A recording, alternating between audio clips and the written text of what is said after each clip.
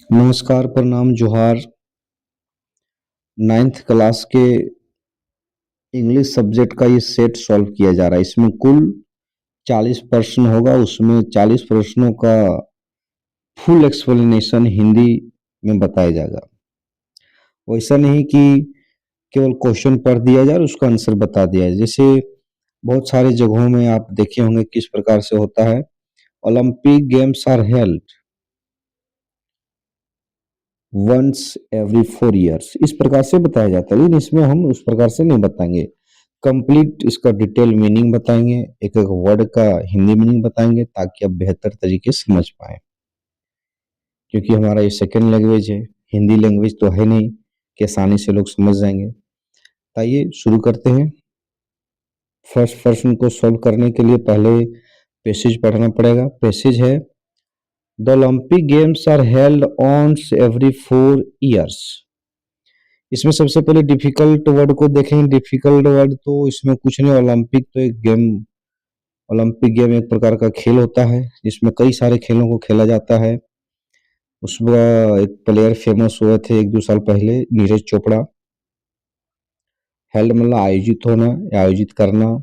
Once means एक बार, every मतलब प्रत्येक, ईयर्स मतलब वर्ष, सबको पता है। और इसका हिंदी मीनिंग देखते हैं। हिंदी मीनिंग ये है कि ओलंपिक खेल का आयोजन प्रत्येक 4 सालों में एक बार किया जाता है। इसका हिंदी मीनिंग था। नेक्स्ट सेंटेंस है, athletes come from all countries and take part in the games. इसमें कठिन वर्ड एथलीट्स। एथलीट्स में होता है धावक या खिलाड़ी। कम मीन्स आना, फ्रॉम मतलब से, ऑल कंट्रीज मतलब पूरे पूरे विश्व में जितने भी देश हैं उसकी बात हो रही है। टेक पार्ट मतलब हिस्सा होना या हिस्सा लेना या शामिल होना। इसका हिंदी समझते हैं। एथलीट्स यानी कि धावक जो कि पूरे देश से आते हैं इस गेम में भाग लेने के लिए। नेक्स्ट सेंटेंस, नेक्स्ट सेंटेंस है, मेनी काइंड्स ऑफ गेम्स और races and competitions are now ये पार्ट ऑफ द ओलंपिक्स। इसमें कठिन वर्ड को देखते हैं। कठिन वर्ड इसमें क्या है, मेनी काइंड्स मतलब कई प्रकार के, गेम्स मतलब खेल, रेस मतलब होता है ये दौड़ना, रेस लगाना, कंपटीशन मतलब प्रतियोगिता।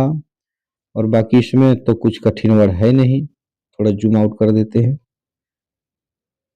इस पूरे सेंटेंस का हिंदी मीनिंग समझते हैं। हिंदी मीनिंग ये क्या है कि बहुत सारे खेलों को और रेस को, प्रतियोगिताओं को अब इस ओलंपिक में शामिल कर दिया गया है या तो इस ओलंपिक के हिस्सा हैं। जी हाँ, जब पहले ओलंपिक शुरू किया गया था तो बहुत सारे खेल इसमें शामिल नहीं थे, लेकिन बहुत सारे गेम्स को, कंपटीशन को इसमें ऐड ऑन कर दिया गया है। नेक्स्ट लाइन है, we in India are proud of our hockey. इसमें कठिन और प्राउड, प्राउड मीन्स होता है गर्व। गर्व, ये घमंड नहीं हो जाएगा, गर्व होगा। हॉकी तो एक खेल है। बाकी इसका हिंदी मीनिंग समझते हैं। हिंदी मीनिंग है कि हम लोग भारत में हॉकी पर गर्व होता है। जी हाँ, हम लोगानी पूरे भारत देश के लोगों को हॉकी खेल पर गर्व है। नेक्स्ट सेंटेंस है,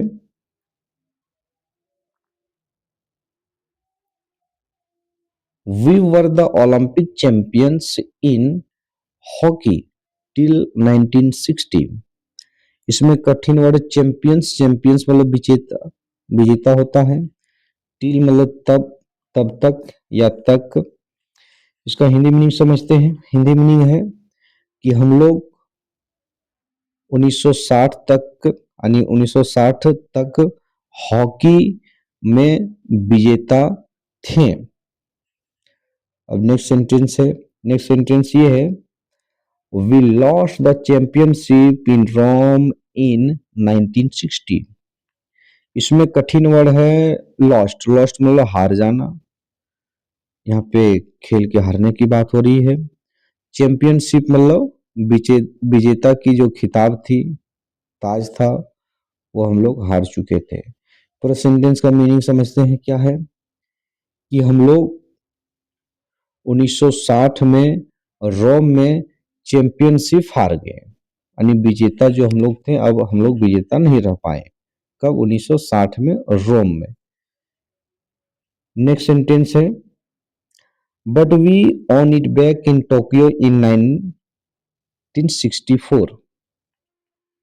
इसमें कठिन वर्ड को देखना, ऑन जीतना, विन का भी टू है, बैक मतलब वापस से, और तो कुछ कठिन वर्ड इसमें नहीं। टोक्यो तो जापान की कैपिटल है। इसमें हिंदी मीनिंग समझते हैं। इसका हिंदी मीनिंग ये है, लेकिन हम लोग वापस से 1964 में टोक्यो में इसे जीते या फिर से हासिल कर लिए। क्या? चैंपियनशिप किसकी? हॉकी की, जो कि 1960 में हार चुके थे, 1964 में फिर हम लोग जीत चुके थे। नेक्स्ट है, next sentence, we have lost it again to Pakistan. फिर लॉस्ट मीन्स होता है हारना, अगेन मतलब फिर से, पाकिस्तान कंट्री नेम। तो इसमें हिंदी मीनिंग है कि हम लोग फिर से पाकिस्तान के खिलाफ इसे हार गए, एक खिताब हॉकी की। नेक्स्ट सेंटेंस है, Indians and Pakistanis are among the best hockey players in the world. इसमें ये तो इंडियंस यानी भारतीय, भारत के लोग, पाकिस्तानी यानी पाकिस्तान के लोग, एमोंग मीन्स होता है के बीच, यानी दो से ज्यादा के लिए तुलना किया जाए, वैसे सेंस में बिटवीन के स्थान पर एमंग का यूज किया जाता है। द बेस्ट मतलब superlative degree, hockey players in the world, world मतलब विश्व, दुनिया में, हॉकी प्लेयर मतलब हॉकी के खिलाड़ी। इसका हिंदी मीनिंग समझते हैं, भारतीय और पाकिस्तानी पूरे विश्व के हॉकी खिलाड़ियों में से सबसे बेहतर होते हैं। नेक्स्ट सेंटेंस है, they are more skillful than all others. आपको पेशेंस रखना पड़ेगा पूरे क्वेश्चन को समझने के लिए।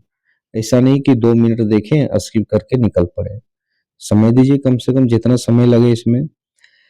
तो क्या है इसमें कठिन वर्ड? स्किलफुल मतलब हुनर या कला, ऑल अदर्स मतलब दूसरे से, मोर मीन्स अधिक। बाकी इसमें इसका हिंदी मीनिंग समझते हैं कि वे लोग दूसरों से अधिक कला होते हैं या उन लोगों में होती है। किन लोगों में? भारत और पाकिस्तान के खिलाड़ियों में। The Olympic victories of our players have brought honour to the nation. इसमें सबसे पहले कठिन वर्ड को देखते हैं, विक्ट्रीज मतलब विजेताएं, जो विजेता हमारे देश के लोग होते हैं, चाहे कोई भी गेम हो। प्लेयर्स मतलब हमारी खिलाड़ी, ब्रॉट मतलब लाना, ऑनर मीन्स सम्मान, नेशन मतलब राष्ट्र। क्या होता है कि ओलंपिक विक्ट्री से, यानी कि ओलंपिक विजेताओं से हमारे प्लेयर हमारे राष्ट्र के लिए सम्मान बढ़ाते हैं या लाते हैं। जी हाँ, ये पैसेज का मीनिंग था, हिंदी मीनिंग। इसमें वन बाय वन वर्ड का हिंदी भी बता दिया गया और सेंटेंस का हिंदी मीनिंग भी। इसको क्वेश्चन को अटेम्प्ट करते अब समय नहीं लगेगा, क्योंकि क्वेश्चन को सॉल्व करना बहुत आसान है। क्या है क्वेश्चन? है athletes who take part in the Olympics come from. धावक जो ओलंपिक में हिस्सा लेने के लिए आते हैं, कहाँ से आते हैं? ऑल कंट्रीज, पूरे देश से। Next question, Olympic games are held. Olympic खेलों का आयोजन किया जाता है। तो आंसर हो जाएगा इसका वंस एवरी 4 years, यानी कि 4 सालों में एक बार। ये बाकी तो फर्स्ट, थर्ड और फोर्थ हो नहीं, ऑप्शन ये रॉन्ग है। केवल जो राइट आंसर है उसको ही देखना, डिटेल में एक्सप्लेन ऑप्शन को नहीं कीजिए, ताकि जो राइट आंसर हो आपके माइंड में हमेशा रहे एग्जाम के समय भी। नेक्स्ट क्वेश्चन है, the best hockey players in the world is are. क्या है कि विश्व में हॉकी प्लेयर के सबसे अच्छे खिलाड़ी होते हैं कौन? इंडियन और पाकिस्तानी, यानी ऑप्शन नंबर 4। ये तो पैसेज में पढ़े थे अभी। नेक्स्ट क्वेश्चन है, they are the best player of hockey because they are more. वे लोग हॉकी के अच्छे प्लेयर होते हैं क्योंकि उन लोगों के पास अधिक क्या होती है, स्किलफुल, क्योंकि वे लोग ज्यादा स्किलफुल होते हैं, हुनर ज्यादा होती, कला अधिकतर होती है किन लोगों के पास, भारत और पाकिस्तान के हॉकी प्लेयरों के पास। नेक्स्ट क्वेश्चन है, ये word from the passage which means country is. हाँ, पैसेज से आपको एक वर्ड ढूंढना है जिसका मतलब होता हो कंट्री, तो ये हो जाएगा इसमें नेशन, राष्ट्र। ये 5 क्वेश्चन का जवाब ये था जो कि पैसेज से देना था। उसके तुरंत बाद जो अगला सेट होता है वो भी पैसेज होता है, तो पैसेज को जल्दबाजी में नहीं, आसानी से और पेशेंस के साथ पढ़ते हैं और समझते हैं। इसमें क्या है, water is one of the most important natural resource. इसमें कठिन वर्ड को देखते हैं, मोस्ट इंपोर्टेंट जो कि सुपरलेटिव डिग्री है, इंपोर्टेंट मतलब महत्वपूर्ण, नेचुरल मतलब प्राकृतिक, और रिसोर्स मीन संसाधन। तो नेचुरल रिसोर्सेस में जैसे हम लोग को ट्री, वाटर, ये सन की लाइट, ये सारा क्या है, नेचुरल रिसोर्सेज है।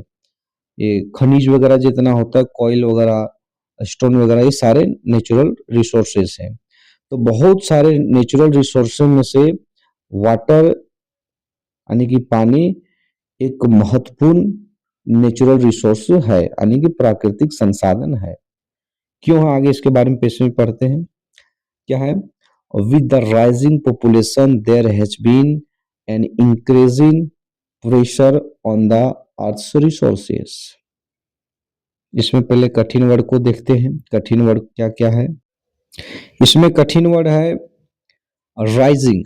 राइजिंग मतलब तो बढ़ना, पॉपुलेशन मीन्स जनसंख्या, और इंक्रीज मीन्स होता है बढ़ना, प्रेशर मीन्स दबाव, और अर्थ रिसोर्सेज यानी पृथ्वी की संसाधनों पे, है ना। तो इसका हिंदी मीनिंग समझते हैं कि पॉपुलेशन बढ़ने के साथ साथ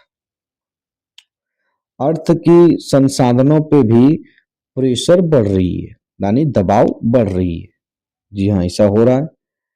नेक्स्ट है, scarcity of water has been felt throughout the country.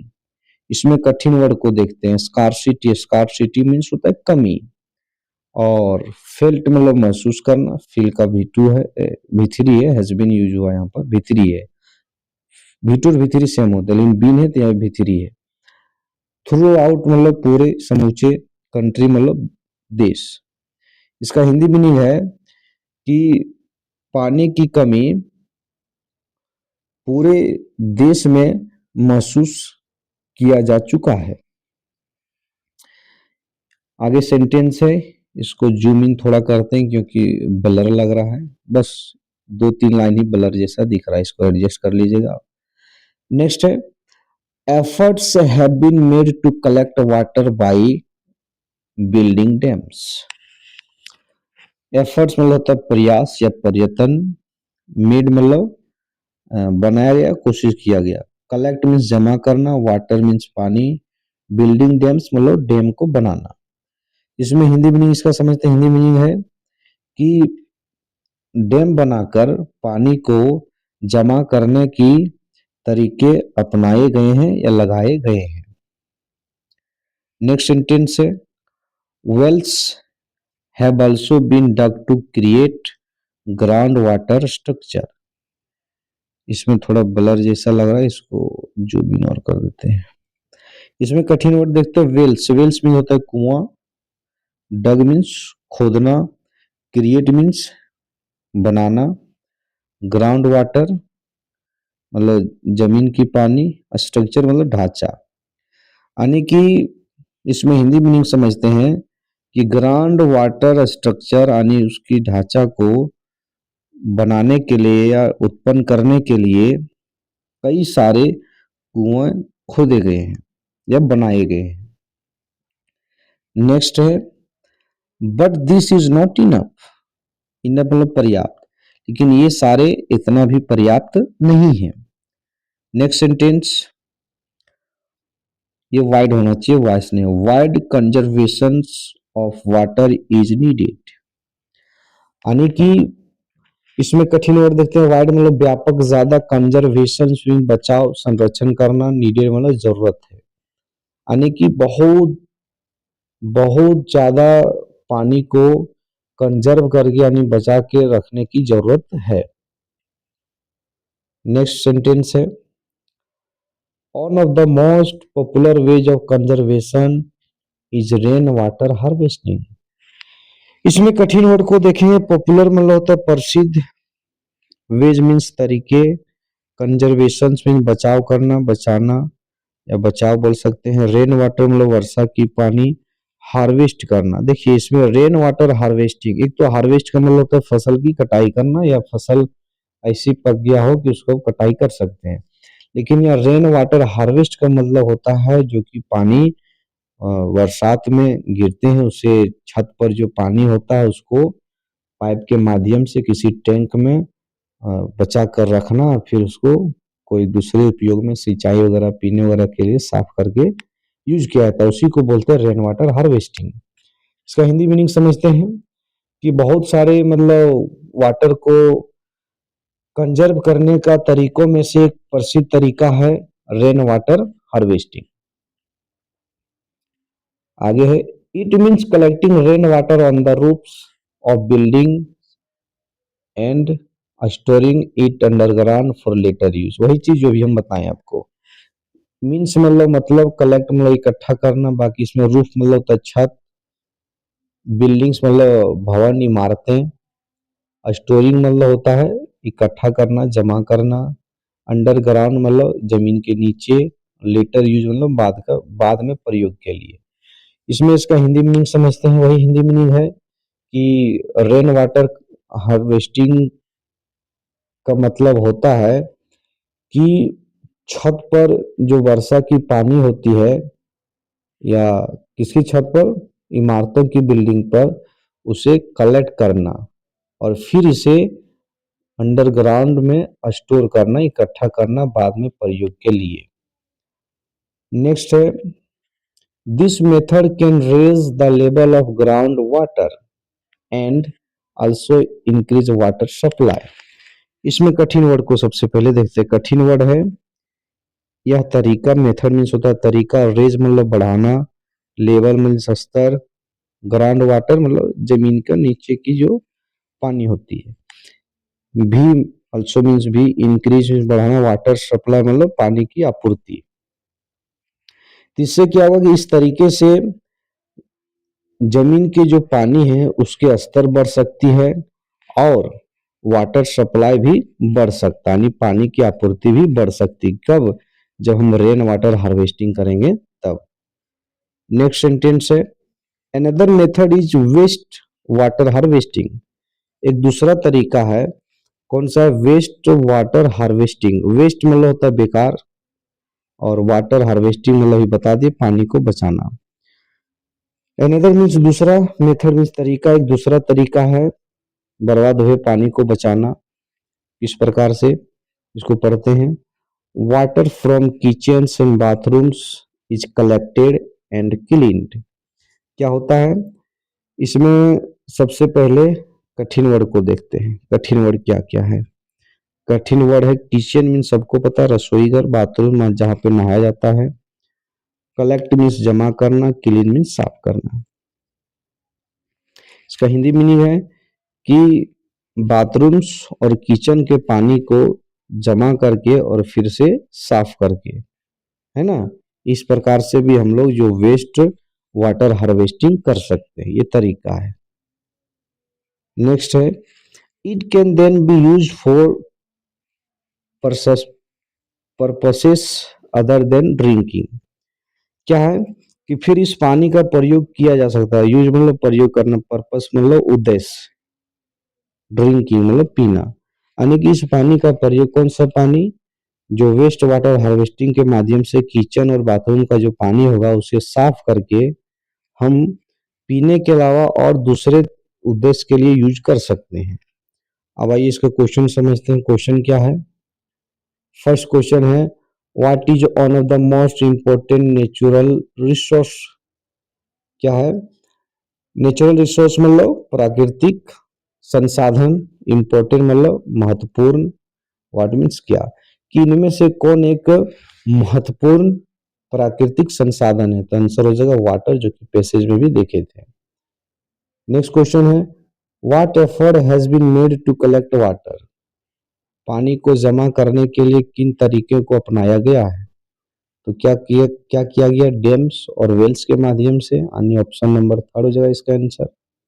Next question है what is one of the most popular ways of water conservation, water conservation मतलब वाटर को बचाना, पानी को बचाना, पॉपुलर मतलब प्रसिद्ध, वेज मीन्स तरीका, किनमें से कौन एक बेहतर तरीका है, सबसे अच्छा तरीका है पानी को बचाने के लिए, इसका सही जवाब हो जाएगा रेन वाटर हार्वेस्टिंग, जो कि अभी हम लोग पढ़े भी थे। इसमें एक चीज आप लोग ध्यान दें, क्वेश्चन और सारा बचे हुए हैं लेकिन समय ज्यादा लग जा रहा है, वीडियो लॉन्ग हो जा रहा है, इसलिए क्वेश्चन नंबर 10 तक ही रखते हैं। इसमें क्वेश्चन नंबर 8 है, क्वेश्चन नंबर 8 है कि what is one of the most popular ways of water conservation, कि पानी को बचा कर रखने का इनमें से कौन सबसे बेहतर तरीका है, तो आंसर हो जाएगा rain water harvesting. Next question, question number 9, what is one of the advantage of rain water harvesting, कि रेन वाटर हार्वेस्टिंग करने का इनमें से कौन सबसे अच्छा लाभ है, तो इससे क्या होगा, raises the ground water level, इससे जमीन की पानी का स्तर बढ़ेगी। नेक्स्ट क्वेश्चन है waste water can not be used for, यानी बर्बाद हुई पानी का प्रयोग किस लिए नहीं किया जा सकता है, तो ड्रिंकिंग के लिए, बाकी इसके अलावा गार्डनिंग, वॉशिंग, क्लीनिंग के लिए यूज किया जा सकता है। तो ये वीडियो को ही समाप्त करते हैं। यदि ये वीडियो आप लोग को हेल्पफुल लगे तो अपने दोस्तों के पास जरूर शेयर करें। Thank you.